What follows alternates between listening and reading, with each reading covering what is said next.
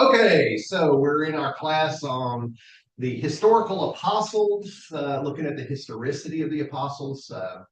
What we do know based on what we believe to be the historical facts. There's truth and then there's facts, and they're not always the same because the example I give is if someone robs a convenience store and there happen to be three other customers in there, well, you've got four descriptions of the perpetrator. You've got the teller the person, the cashier, and you've got the three other customers who are all giving a description of the perpetrator.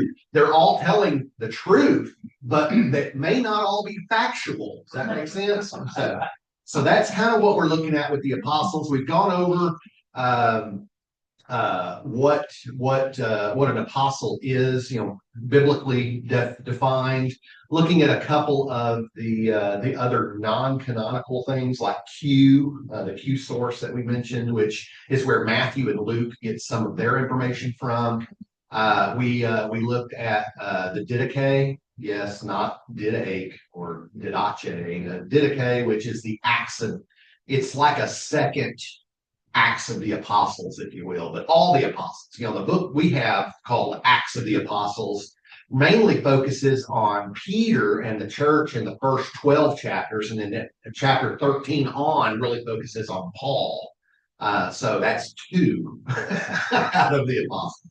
So what we're going to do is we're going to go into, we're going to hopefully get into some of the specific apostles today. So let me try to share our screen here. Make sure I'm doing this correctly. So anybody who's watching online can watch this too. Okay, so last week we discussed the topic of who could be an apostle, who qualified to be an apostle. We begin this week where we left off last week, describing Paul's narrative of the 12, what we know as the 12. So he appears to Cephas, as you see on there. He appears to Cephas, and then he appears then to the 12. And then he appears to James, and then to all the apostles. Now, Paul here is making a distinction between the 12 and all the apostles. And although elsewhere in his account of the Jerusalem church, James takes precedence over Cephas or Peter, Paul associates Cephas with the 12 and James with all the other apostles. Okay? So most scholars believe that Paul here is passing on a kind of pre-Pauline testimony, or in the Greek, we hear this word kerygma. So what he's passing on even predates him, this idea. Yes? This James is not James and John. This is James, Jesus. This is James, the brother of Jesus, the head of the Jerusalem church. Yes. Yeah. James the Just. Yes. So this is an understanding that the earliest Christians experienced and how they experienced the risen Christ. So what then was the historical Jesus's purpose of setting Peter and the 12 apart from all the other apostles that we're hearing about? Well, we have a role of what regular apostles are, but what's the role of the 12? Because they're kind of set apart, according to Paul. So, did I go backward? Yes, I did. Okay. So Paul doesn't really give us any further information about the 12. And so among our earliest understandings of the 12's purpose is found in that lost Q saying source that we talked about. Just for those who haven't been here, Q, when we talk about the synoptic gospels, so Matthew, Mark, and Luke, it's almost 99.9% agreed by scholars that Mark was written first, probably in the 50 to 55 CE time frame. About 10 years go by, and then Matthew and Luke kind of independently write their own. So it's believed that Matthew and Luke had Mark as a source. But there are things in Matthew and Luke that aren't found in Mark. So where did they get those stories? Well, that comes from this mysterious source that scholars call Q, which is German for Quelle, which Quelle means source. So it's the source. Okay. And then Matthew has some things that Mark and Luke don't have. That comes from the source M. Luke has some things that aren't in the other two. That comes from the source L, but we're not going to get into those. Okay. We're specifically going to talk about Mark and Luke and Q and Matthew. Okay, so no M and L. So, but in parts, there are some parts that are preserved in Matthew and Luke as well in those variants. So this is an incredibly early source. Q is in Matthew 19. We read this. Then Peter said in reply. So he's talking to Jesus here. Look, we have left everything and followed you. What then will we have? Jesus said to them, said to the 12, truly I tell you, at the renewal of all things, when the Son of Man is seated on the throne of his glory, you who have followed me will also sit on 12 thrones, judging the 12 tribes of Israel. Okay, so that's Matthew's version. Luke's version of that, we read, but he said to them, the kings of the Gentiles lord it over them, and those in authority over them are called benefactors. But not so with you. Rather, the greatest among you must become like the youngest, and the leader like one who serves. For who is greater, the one who is at the table or the one who serves? Is it not the one at the table? But I am among you as one who serves. You are those who have stood by me in my trials, and I confer on you, just as my Father has conferred on me, a kingdom, so that you may eat and drink at my table in my kingdom, and you will sit on thrones judging the 12 tribes of Israel. So, between these two, the historical Jesus seems to have called 12 individuals to serve as sort of judges for a spiritually renewed 12 tribes of Israel at some point. The 12 tribes of Israel hadn't existed since all the way back to the destruction of the northern kingdom by the Assyrians, and way before the first destruction of the temple by the Babylonians in the southern kingdom. So now there's this understanding of a restored spiritual Israel here. And Jesus has 12 individuals among his disciples, so 12 apostles who are sort of stand-ins for those tribes. So understood through the apocalyptic lens of the Q saying source, these 12 are to fulfill a role in Judgment Day, judging the 12 tribes on thrones and so forth. However, it's also possible that we could speculate that the 12 symbolically might represent for Jesus a new spiritual Israel. So that's if it was being understood without the kind of lens of apocalypticism that we find in Q. It's sort of speculative, but in any event, this is we don't have too much idea of what the actual purpose of the 12 is. Okay? But did you say last week, Paul is not an eyewitness? He wasn't one of the 12. Right. He even calls himself an apostle out of time, or apostle not of his own. Jesus. He never sat with Jesus. He never sat with the physical Jesus that we know of. Right. Okay. He met Jesus in a vision on the road to Damascus. Right. Now, there is the possibility that he was present when Jesus had some of these interactions with the Pharisees, because Paul was a Pharisee. So during his temple training with the Pharisees, there is a possibility when he was known as Saul, as a young boy, that he may have met Jesus then in physical. But we just don't know that. That's all speculation. So, where did I go? Okay. So who were the 12? Did I change mine? No, I didn't. There we go. So who were the 12? The first list we have of the 12 by name comes from our earliest surviving gospel, Mark. We read in Mark chapter 3, he went up the mountain and called to him those whom he wanted, and they came to him, and he appointed 12 to be with him and to be sent out to preach and to have authority to cast out demons. So he appointed the 12, Simon, to whom he gave the name Peter, James, son of Zebedee, and John, the brother of James, to whom he gave the name Boanerges, that is, sons of thunder. And I don't know. I've got two cousins, Callie and Christy, that we call the twin tornadoes. I can imagine how James and John might have gotten that name, but it could be just that maybe James and John's father, Zebedee, may have, he was known as Thunder or something. Who knows? So there's a lot of different things. The name Peter really sticks, but this name Boanerges does not stick. It only exists here in Mark.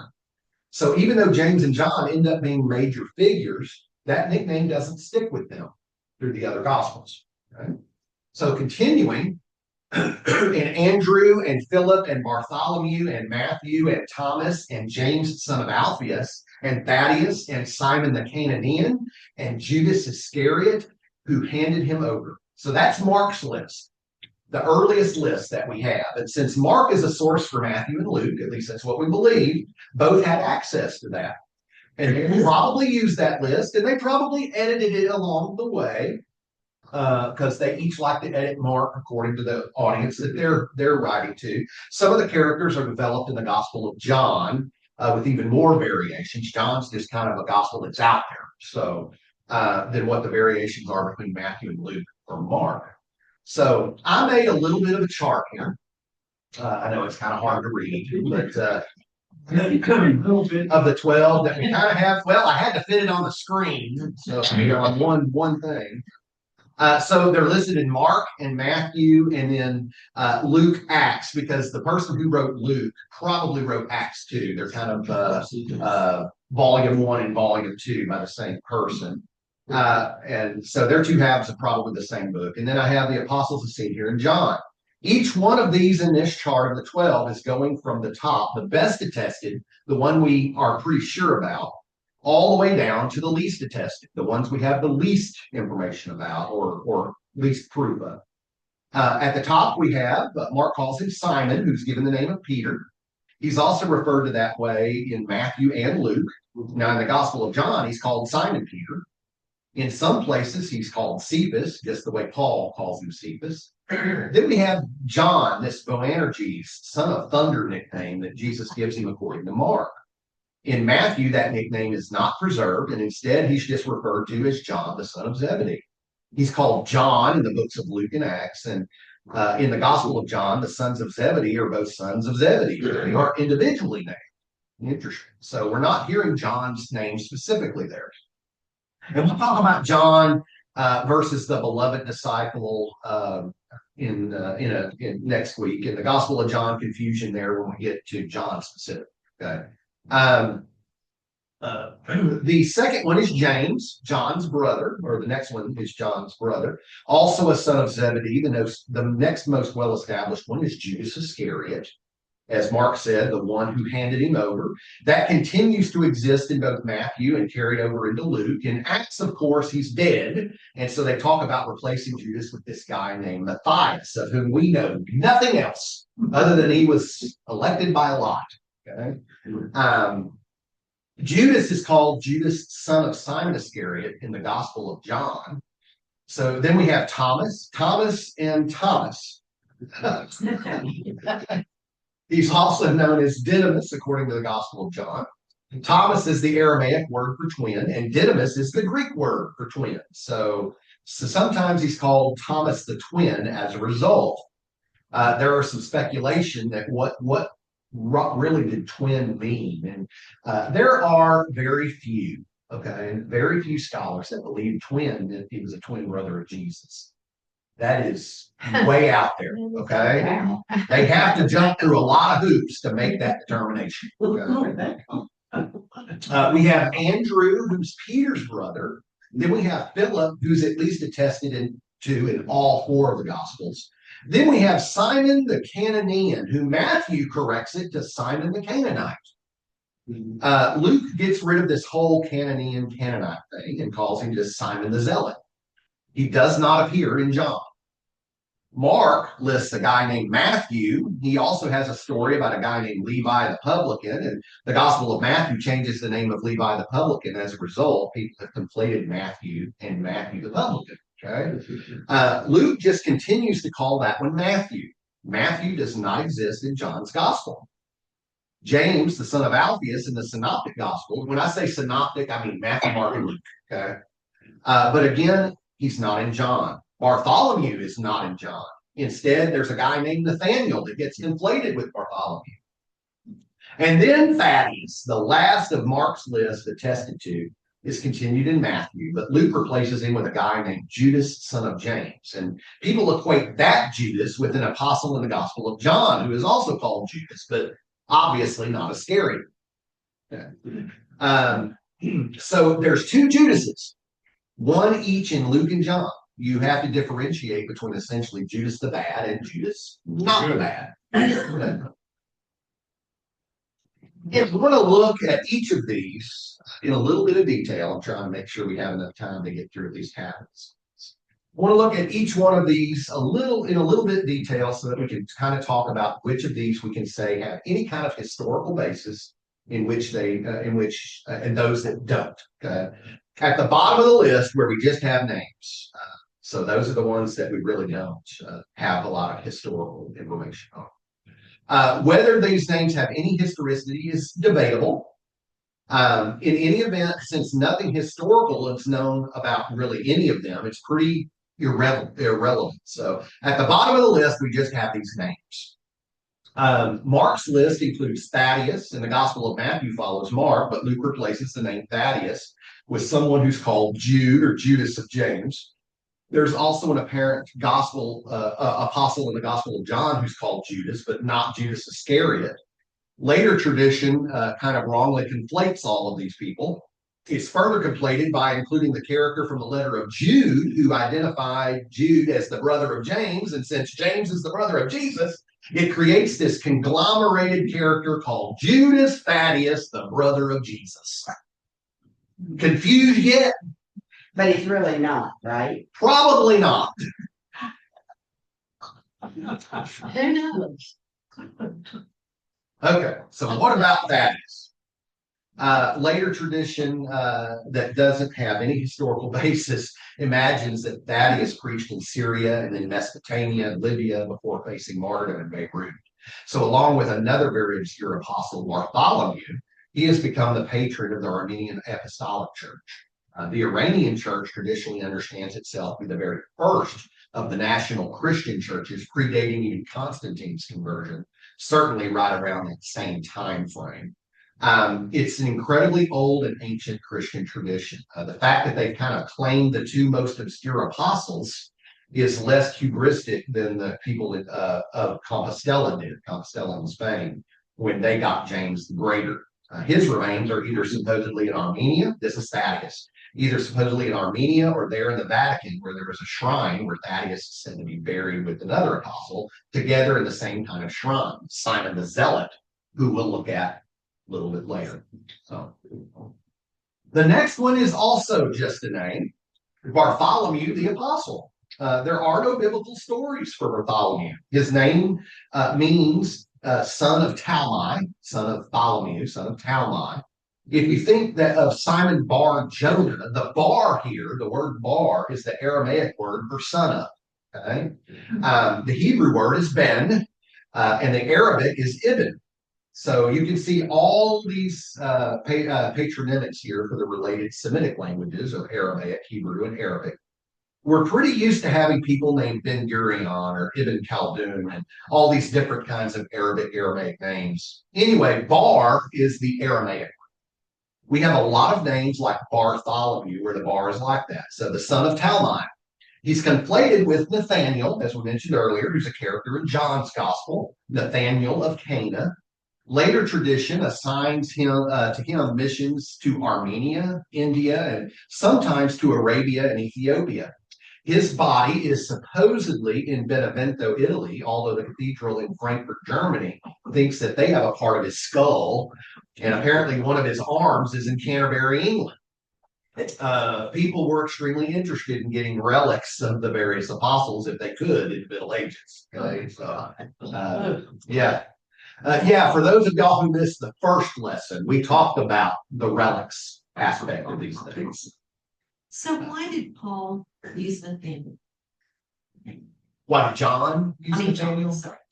Again, John is believed to have almost assuredly been the last gospel written, and he probably wrote it sometime around 80, 75 to 80.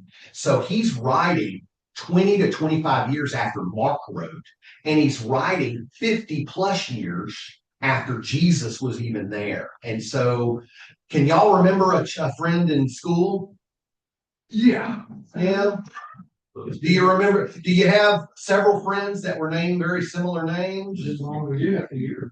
I mean, I get Kenneth and Kevin mixed up all the time, or Rutabaga and Sue. You know, I get them mixed up all the time. So it's possible that there were other disciples that traveled with them that they were closer to. My best friend growing up was named Stephen, but my best friend in high school was John. Well, it was first Todd, and then it was John. John passed. Stephen I talk to, a few times a year, and Todd is, prolific architect in Houston. So I don't talk to him maybe but once every 5 years or so. So it's just John may have been closer to a fellow named Nathaniel that traveled with them than he was to Bartholomew. Does that make sense? Well, could it be that his name actually, his given name was Nathaniel, and then his last name would be Bartholomew, which would mean son of Talmai, so Nathaniel, son of Talmai. Certainly. There's always that That's possibility. the Right? There's always that possibility. So, concrete. okay. Now, and John, the author of the book of the Bible, John, is the same John that we get Revelation from, I'd say about 60% say that it is the same. which is That's the not a very good percent. brother of Jesus. Correct. And then you have questions as to who wrote the epistles for 2nd and 3rd John. Was that the same group? Yeah. And you'd even get, that's like a 40% believe that. Okay. Now you're only going to get about 15 to 20% of the scholars that say that the same person wrote all of them. Okay. So, and there are reasons for that. The language changes, the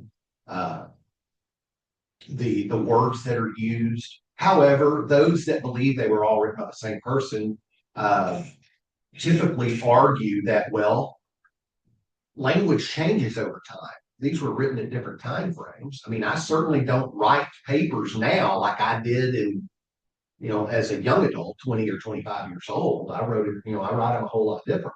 So Also, when they were executing the apostles, they tried to execute John by poison, but he lived through it. tradition And so I think that's his vision of Revelation, was just a drug drink. that And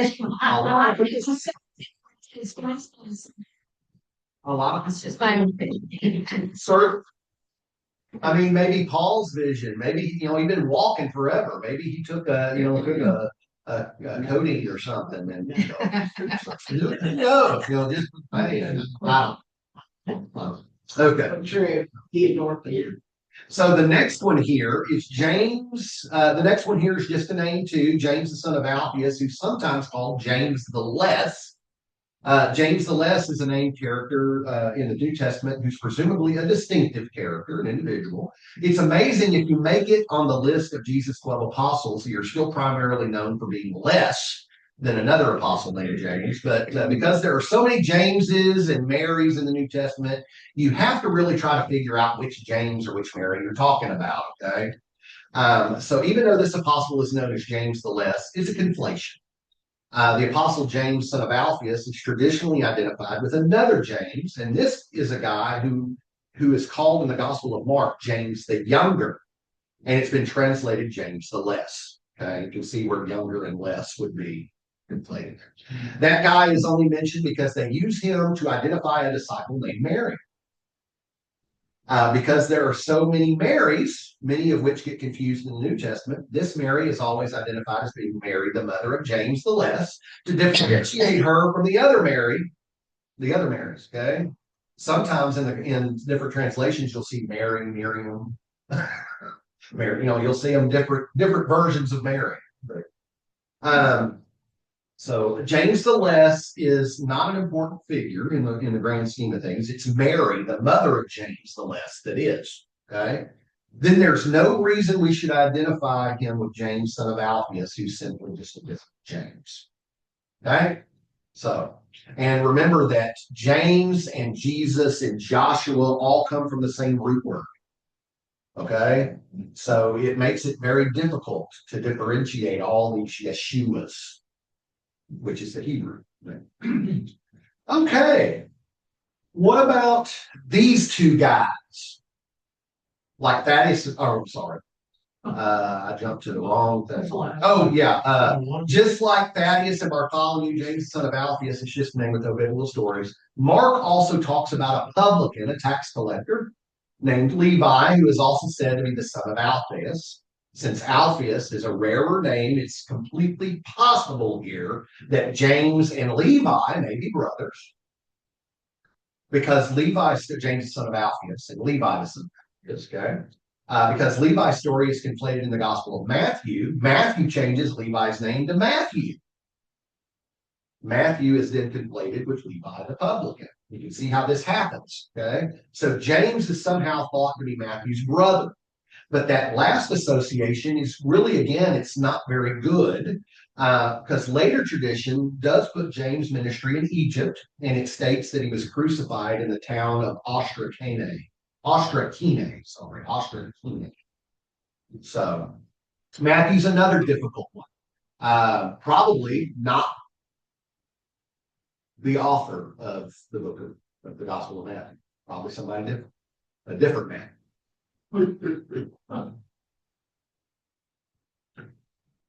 What did I? You skipped a slide, I think, before that. Yeah, that's what I did. James, son of Alphaeus, James. Yeah, I did. I got to figure out where I'm at. As we're rounding, okay. Okay, so we briefly talked about that. So as we're rounding out the names of the apostles whom we know the least, even though the name Matthew is very famous because of the Gospel of Matthew, the evangelist is who's famous.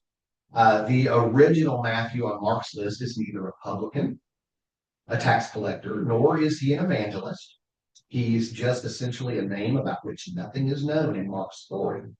The author of the gospel attributed to Matthew, we believe, changed the name of the character in Mark, and thus Matthew then became connected to with the idea of Levi the publican and son of Alphaeus. Then later traditions conflate Matthew the publican with Matthew the apostle, and then wrongly identified him as the author of the Gospel of Matthew, which is why Matthew seems like such an important apostle that he shouldn't be so low on this list right here. Okay, so where are we at? Almost 10 o'clock. Okay. So I'm almost done, believe it or not. So I'll try to hurry up. No, not going faster. Well, yeah. So the gospel attributed to Matthew was an anonymous book written by a Jewish Christian around the year 80 or 90 of the first century. That I said around 50 or around 75 to 80, but this is one source that I got from. Let's see. The superscription, according to Matthew, there in the first verse of Matthew, was added to the manuscripts sometime in the 2nd century CE. It has nothing to do with the text that we now call the Gospel of Matthew. However, there was a statement by a very early edition of Egypt, Papias, around the year 125, and because of this statement that he made, or essentially he claimed that Matthew arranged the sayings of Jesus in Aramaic first.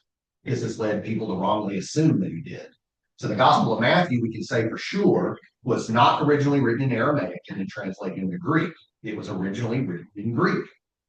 Therefore, all the ideas people have about Matthew being the first gospel, Matthew is not the first, okay? Matthew is working from Mark as a source, and we just sometimes ignore this statement by Papias, which has really confused people, even up to the present day.